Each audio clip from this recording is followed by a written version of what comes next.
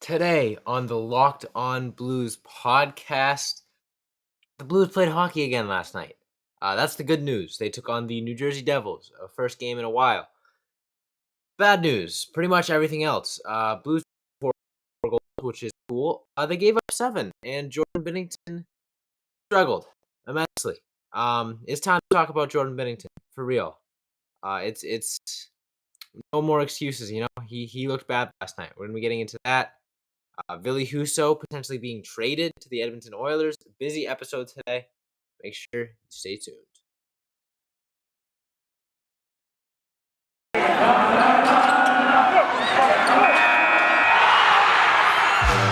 You're Locked On Blues, your daily podcast on the St. Louis Blues. Part of the Locked On Podcast Network. Your team every day.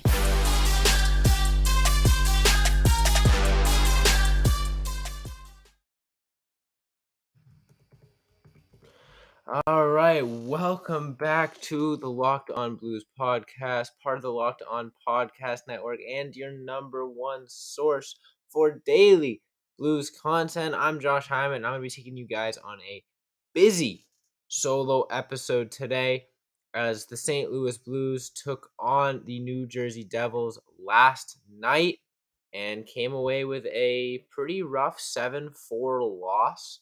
Loss to talk about. There are a few positives I'm going to try to get into. Some of the forwards played pretty well.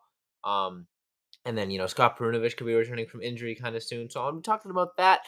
But I'm also going to be talking about the struggles of Jordan Binnington because last night was his worst game in a long time. It isn't all the defense show up. There were a couple goals that really didn't look good for old Binner there. So I'm going to be talking about that and more. But first, I want to give a shout out to anyone and everyone who makes Locked On Blues your first listen, whether it's with your morning cup of coffee, on your drive to school or work. We appreciate you guys for making us your first listen because we are free and available on all podcast platforms. All right, without further ado, St. Louis Blues played the New Jersey Devils last night. First time in a long time the Blues have played hockey. And they came away with a real rough loss. They outshot the New Jersey Devils 31-29. Braden Shen had 2 goals, but the Blues gave up 5. 1, 2, 3, 4, 5 goals in the third period, which anytime you do that, you're not going to have success as a hockey team, especially against a team that struggled as much as the New Jersey Devils. Lots to talk about. I mean, the defense certainly was poor. That's no secret, but Jordan Binnington didn't get hung out to dry like he had been in previous games. There were points where the Blues were really in this game, and it felt like Jordan Binnington, the next goal he gave up was pretty weak. I don't remember which goal it was off the top of my head because there were so many. But the one where I think it might have been the 6th goal, either the 6th, no, not the 6th goal, sorry, the 5th goal. Oh, sorry, no, the 4th goal. Heishier's goal, the go-ahead goal for the New Jersey Devils. One-timer come across from Subban, and Binnington, comes across the crease and just bounces off his body into the net. That's a save you got to make if you're Jordan Binnington. And there were a couple instances like that last night. A couple of saves that he really should have made. The 5th goal, the backhand goal from VC, it felt like Binnington was just a little bit off his angle, out of position. A backhander, sure, great shot, but man, there were a couple goals last night where Jordan Binnington really felt like the scapegoat. Not the scapegoat, I guess, because scapegoat is someone who gets unfairly blamed. He felt like the problem for the Blues. We haven't really seen it this year where Binnington has felt like the problem. It always has just been like, oh, the defense isn't showing up in front of him. The team isn't playing as hard in front of him. And the defense was definitely pretty bad last night, for sure. But that being said, Jordan Binnington makes a couple saves and the Blues come away with an easy win there. I hate to say it. I hate to put the blame on him like that. Granted, he shouldn't have to be put in that situation against a team like the New Jersey Devils. He shouldn't have to face so many high danger scoring opportunities against a team like the New Jersey Devils. That falls on the Blues defense, absolutely. But that being said, you can't let up that many goals to the New Jersey Devils as a goaltender. Looking at his overall, he had 22 saves on 27 shots, so he allowed 5 goals. He has had I think over his last 5 or 6 performances, he's allowed 5 goals 3 or 4 times, and I think he's allowed more than 3 goals in, like, his last 9 starts. Jordan Binnington has struggled this season. Um, he was good enough at points where it didn't feel too dire, but last night was dire. Last night, it was a real worry for me watching Jordan Binnington play. Given his contract, given the next few years, I hope that this isn't consistent, and I don't think it is. I don't think that right now we're finally seeing Jordan Binnington for what he really is, and the cup run was a fluke, and last season was a fluke, and the first few games of this season were a fluke. No, I don't think so. I think Jordan Binnington is kind of shelled right now, confidence wise, um, and it showed last night. He wasn't playing confidently, and some of those saves you could tell he really was just down on himself, not frustrated, not overly competitive. When he got trucked in the third period, there really felt like he was just kind of like, ah, man, rough game. I feel like the old Jordan Binnington, we would have seen him get up, riled up, and try to get in their face after, getting run over on a play like that. I just think he's rattled right now, confidence wise. Because a guy like Billy Huso has just outperformed him so much, I think Binnington is taking that a little hard. Um, I don't think it's too late for him. I don't think it's too late for this Blues team by any means. I think that there needs to be a upgrade with the defense just to take some of the weight off of Jordan Binnington. Um, but team needs to play better all in all. And it starts with Jordan Binnington. It's not his fault. He wasn't the reason they lost last night. Could he have been the reason they won? Absolutely. If Jordan Binnington comes out and, plays an above average hockey game, the Blues probably win. Granted, if the whole team comes out and plays an above average hockey game, the Blues probably would. So it's not just on Jordan Binnington. Whenever you have a goalie that plays poorly, it's really easy to point the blame because they're the only guy at that position. But the forwards didn't have the greatest game in terms of the breakout, especially in the third period. The defense had a poor game. So it's easy to point fingers at Jordan Binnington because he's just one guy.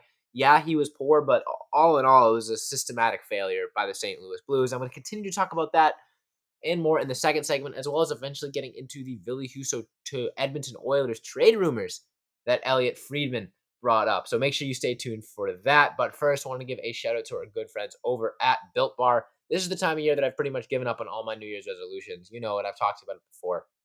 But not this year. I'm sticking to my resolution to eat right thanks to Built Bar. It almost feels like it's not really a resolution because I actually enjoy eating them.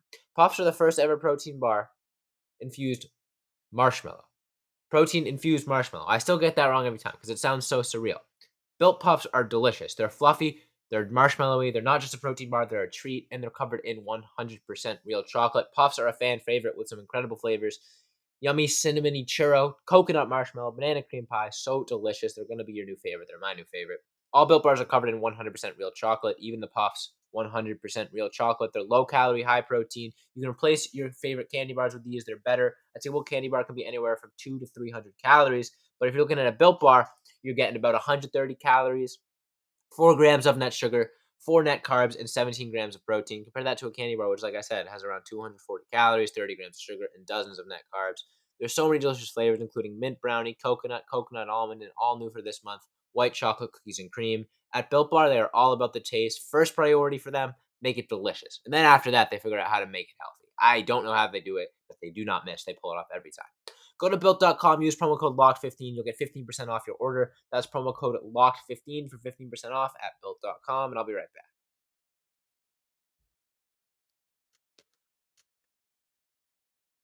back. All right, so gonna try to talk about some of the positives from the game because it wasn't all that bad. Um, One of the biggest things that jumps off the page for me is Braden Shen continues to have his really strong play. It does seem like he might have had a late injury there, and Ruby said he's questionable to go in Chicago. So hopefully it's nothing serious because he's been playing really good hockey as of late, and he continued it with a 2-goal performance there, especially one late to get the Blues back in it. Clem Costin got himself a goal, which is great. Felt like he's kind of had an up and down season in terms of his involvement with the offense. And tonight he proved himself. He got himself a goal. Justin Falk, another guy with a goal. Um, One of the strongest defensemen the Blues have had this season. Another guy, other strongest defenseman the Blues have had this season. Torrey Krug finds his way on the score sheet with 2 assists. Pavel Buchnevich had himself an assist. Colton Parayko had himself an assist. But man, looking at that plus minus uh, page for the St. Louis Blues in last night's game, it looks like the leaderboard for the Masters. -2, -3 Scandella, -3 Robert Thomas, -2 Jordan Cairo, -2 Torrey Krug, -3 Vladimir Tarasenko. It was just all around. There wasn't a point where you're like, oh yeah, at least these guys are really good. At least these guys were a net positive on the ice. Nope, it was like every single time Blues were on the ice, they were getting shelled. Um, I don't know, man. It's tough. Like, one argument that has been going through my mind is like if Jordan Binnington just makes a few more saves, does the team play better? Um, but then the flip side of that is if the team plays better, does Jordan Binnington make a few more saves? It really feels like it's a confidence issue right now. The team isn't as confident playing in front of Jordan Binnington, and therefore Jordan Binnington isn't as confident in himself, and it's just a vicious cycle. Goaltending is a huge position that relies on confidence. We saw it with Jordan Binnington. When he came in his cup run, he played with a ton of confidence. The "Do I look nervous?" quote, so famous, so iconic. You could tell the man was just oozing with confidence, and he played like it. Making bold plays, coming out of his crease, shutting guys down, cutting off angles. He was playing like a man on fire. We loved it. We love that buzzword. And we haven't seen that confidence out of Jordan Binnington this season, and we definitely didn't see that confidence out of Jordan Binnington last night. Billy Husso's a guy that's played with a ton of confidence, and I think it rubs off on the team, or maybe vice versa. That's the thing. It's probably not that simple. It's probably a little bit of both. I don't think it's just like the team walks in like, oh man, Binner's not confident today. We're gonna stink. I think it's a little bit of both. I think the vibe's just a little bit different when Billy Husso's starting versus when Jordan Binnington's starting, and they're able to just play off of each other because of it. Um, that being said, it's become clear that I think that this Blues roster right now isn't quite where it needs to be if they wanted to go on a cup run this season. Regardless of who takes the blame, it's clear that there are holes in this roster that need to be filled either through guys stepping up, be that the goaltending position, or just making additions at the trade deadline, or calling guys up, whatever, getting Scott Brunovich back, being the defensive side of the game for the St. Louis Blues. But last night, getting shelled 7-4 by the New Jersey Devils. I don't care if there were a couple empty net goals. Blues didn't deserve to win that game. They got close because again their offense carried them. They kept them in it late, but didn't deserve to win that game. And in a division race that's as tight as the Central is right now, you can't be struggling against a team like the New Jersey Devils. Yeah, the Blues play down to their competition sometimes. We've definitely seen that, but you should be rolling teams like the Devils at this point in the season. You've got it figured out. You've had 45 games to figure out what works for as a hockey team, and the Blues looked like it was their first game of the season last night. Every single player looked like they just didn't really know how to put together a full 60 minutes of hockey. Like I said, there were flashes. Braden Shen looked great at times, but then there were other times where Braden Shen didn't back check and led to a 2-on run. Whatever. That another one of the biggest problems. This episode is going to be all over the place. By the way, I'm going to start thoughts. I'm going to start ideas and not finish them because I'm a little panicked, losing 7-4 to the Devils. But that's the other thing that really stuck out to me last night is guys not back checking. Just even if you're giving up a 2-on-1, you got to make it a little difficult. Don't just let it be a clean 2-on-1 break. Let it be like a 2-on-1 and a half. Put your stick in there. Just do something to make it a little more stressful, a little more pressure on the guys going out on the odd man rush. And I felt like there were multiple times last night where uh, Vladimir Tarasenko is a guy that has been notorious for not back checking when his head's not fully in the game, and I think we saw it last night as well. But not just him, it really felt like the whole roster at times. They'd have some offensive pressure, and the puck would go the other way, and you saw hunched shoulders, guys shaking their heads, like kind of gliding back. And Binnington, yeah, could have made some of those saves, but also if I'm Jordan Binnington and I'm watching my team put pressure on, and all of a sudden I see the Devils coming the other way, and I'm looking up and I'm seeing the forwards, giving it 75% back. I'm frustrated. I'm feeling a little. I'm distracted now. My team's not playing as hard as they can be in front of me. It's a mess. And it's not just Jordan Binnington. It's not just the defense. It's not just the offense. It's not just the guys that I've named for not back checking. It's more than that. It is a team's, like I said, a systematic failure right now for the St. Louis Blues. The last two games. That being said, they've shown that they have the capability to win hockey games, play winning hockey. And I think they can get back to that point this season. I don't know if they can win a cup right now with this current roster. That's to be determined. But I think that they can make a playoff push with this current roster. Absolutely. I would love to see them make some moves at the deadline for sure. And we're going to be talking about one potential move that they could make in the third segment. But I think that they're a much better hockey team that they showed last night against the New Jersey Devils. But anytime, any team looks like that, it's going to be cause for concern. And like I said, it's more than just one player. It's hard for me to go on and be like, oh yeah, today we talk about Jordan Binnington, and here's why he caused them a loss. Talked a lot about Jordan Binnington today for sure, and I've probably been more critical of him than I have at any other point in the season. But it's more than that. It's more than just him tonight. Yeah, if he plays, like the Jordan Binnington we saw in the Cup run, maybe the Blues come away with a win. But would that be a win that we were super happy about if, Jordan Binnington stands on his head and still, gets tons and tons of scoring chances on him by the New Jersey Devils? Like, even if the Blues come away with a victory there, the way that they played is still concerning. So, look, Chicago Blackhawks, Saturday night, rivalry game. Huge opportunity for the Blues to right the ship, and I'm looking forward to that. That being said, there are some trade rumors we need to get into, and I'm going to be talking about those in the third and final segment. Billy Husso, his name's been on the rumor mill for a while now, and Elliot Friedman in 32 Thoughts reported that the Edmonton Oilers are very interested in a guy like him because they are in a free fall right now. They just fired their head coach. They've lost a lot of games. McDavid and Draisaitl are only going to be happy there so long. They could be a desperate team, a team that is in prime opportunity to overpay for a guy like Billy Husso. Not saying I want them to do it, but just the hypothetical is they're desperate, could get a hefty return for who is ideally your backup goalie. He hasn't been the Blues backup goalie this season, but in an ideal world, Jordan Binnington's your starter, Billy Husso's your backup this year. And could be a big trade if that were to happen. So I'm going to be getting into that and a little bit more in the third segment. But first, I want to tell you guys about Bet Online because Bet Online has you covered this season with more props, odds, and lines than ever before as football continues its march through the playoffs right to the big game in a couple of weeks. BetOnline.net remains the best spot for all your sports scores, podcasts, and news this season. And it's not just football. BetOnline has up-to-the-minute info on pro and college hoops, NHL, boxing, UFC, along with live real-time updates of current games. Don't wait to take advantage of all the amazing offers available for the 2022 season. BetOnline, where the game starts, and I'll be right back.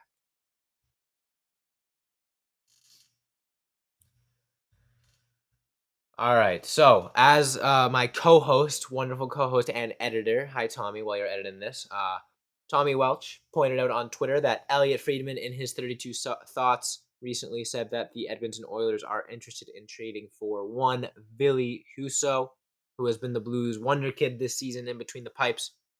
This has been a spectacular goalie for the Blues in the last few months. Pretty dominant at home, whatever, what have you. You know the story. We've been talking about him for a while now. I don't need to fill you guys back in. Edmonton Oilers, on the other hand, are a team that started out really hot. McDavid, Connor McDavid, that is, as opposed to the other one. Connor McDavid and Leon Draisaitl both started out the season on historic paces, looking like they were going to put up 2 points a game. Draisaitl looking like he was going to score 80 goals. McDavid looking like he was going to have like 200 points. Fell back down to earth a little bit, and as soon as those two kind of cooled off even a little bit, they're still producing at ridiculous rates, but now that they're not scoring as much as an entire NHL team on their own anymore, the Oilers are struggling, and the biggest area of struggle for them is the goaltending position, as it has been for years now. Even pre-McDavid, the Oilers were bad at goaltender. They're desperate for a goalie. They just fired their head coach. Connor McDavid is only going to deal with the mediocrity for so long. Leon Draisaitl is only going to deal with the mediocrity for so long. I think McDavid's on his fourth coach in 5 years or fifth coach in 6 years. Ryan Nugent-Hopkins is on his 12th coach in 11 years. The Oilers, man, what more can you say? But that being said, if you're the Edmonton Oilers, if you're looking at the Edmonton Oilers this season and you're looking at, if you're trying to find one area where they've struggled the most, it is goaltending. They have not gotten consistent goaltending for years, especially this year. And they're looking to make a big splash in acquiring a goaltender to try to revive this season and try to keep Connor McDavid and Leon Draisaitl happy. So, like I said, desperate for a goalie. Now, if I'm an opposing GM looking at the Edmonton Oilers and I had a goalie that was really, really hot this year, expendable because you have another goalie that should be playing really well, but a little disappointing this year. I'm looking at the Edmonton Oilers. I'm giving them a call. Obviously, I'm not going to dance around it. St. Louis Blues are in that situation. Billy Husso has been spectacular this year for them. However, he's been inconsistent. throughout his entire career. At every level he's played, he's been inconsistent. He was pretty bad with the Blues last year. Who knows if and when he could regress to that level again with them this year or in the future. Or the flip side of that is maybe this is his progression, his growth. Maybe he really is a good NHL goaltender. That's what the Edmonton Oilers would be betting on if they go off the Ville Husso. The other end of that is Jordan Binnington's sort of in the opposite situation. Yeah, he came up from the AHL, was about to be sent to the ECHL, hasn't played a full season of hockey, whatever. Won a Stanley Cup. Can't deny that. Won a Stanley Cup and played at one of the highest levels for his position. There was a point at this season where we were talking about Jordan Binnington being a no-brainer for the starting goaltender for Team Canada. We can't act like Binnington, his career has been a fluke. At this point, I think we've established that Jordan Binnington can play good hockey at an NHL level. Like I said, there was a point in time this season, I'm sure we had episodes of this podcast titled Jordan Binnington, best Canadian goal, whatever. This isn't like a long-term thing that Jordan Binnington is, potentially not the Blues guy. It's a goalie controversy. Everyone knows Blues fans love a goalie controversy. We've seen it in the past. This is giving me shades of Jake Allen and Brian Elliott all over again. So that being said, it would make a lot of sense for the Blues to say, look, Ville Husso has been really good, but Jordan Binnington's our guy moving forward. And if Ville Husso is the guy that we need to move in order to shore up the defense that has been so shaky this season, maybe we do it. The Edmonton Oilers definitely have some defensemen that could make a lot of sense for the St. Louis Blues. If they're looking to go for an older route, a guy like Oscar Klefbom. They're looking to go for the younger route. I think a guy like Evan Bouchard was picked in the top 10 by the Oilers a couple years ago.